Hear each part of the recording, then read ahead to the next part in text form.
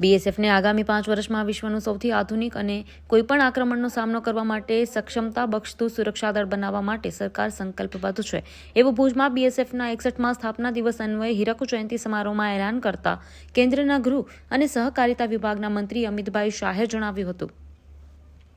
કચ્છની ધરતીને યાદ કરતા તેઓએ કહ્યું હતું કે આ ભૂમિ અને અહીંના લોકો અદમ્ય સાહસ સહનશીલતાનું પ્રતીક છે। ગુજરાતની ધરતી પર પહેલીવાર બીએસએફની હીરક જયંતિ પરેડની સલામી ઝીલ્યા પછી ઉપસ્થિત જંગી મેદનીને સંબોધન કર્યું હતું।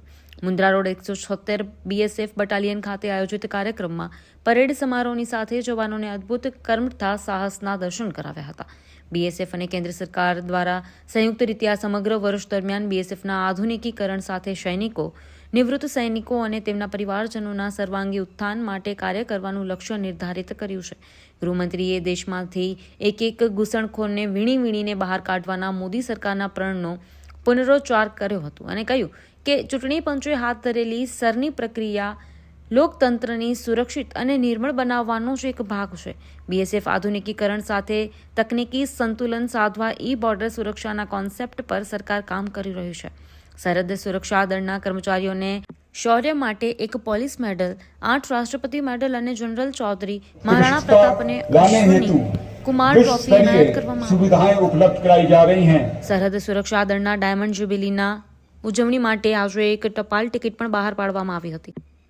આ સ્ટેમ્પ સદીઓ સુધી રાષ્ટ્રની સ્મૃતિમાં દળના 60 વર્ષના સુવર્ણ કાર્યકાળને સાચવશે।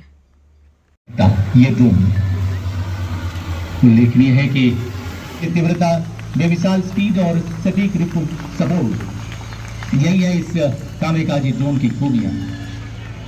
यह ड्रोन एक और जहां दुश्मन સાથે પ્રસ્તુત કરવા જઈ રહ્યા છે આ કચ્છી લોક નૃત્ય।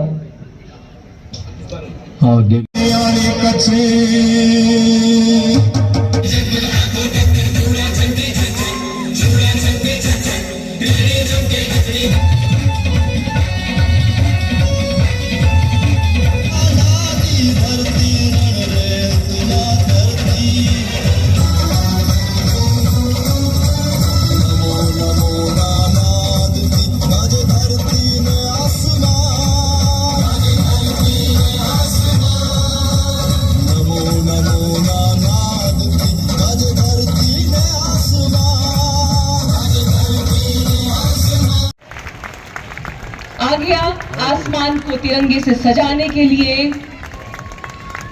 टेकनपुर ग्वालियर में स्थित बीएसएफ आशु गैस इकाई द्वारा निर्मित तिरंगा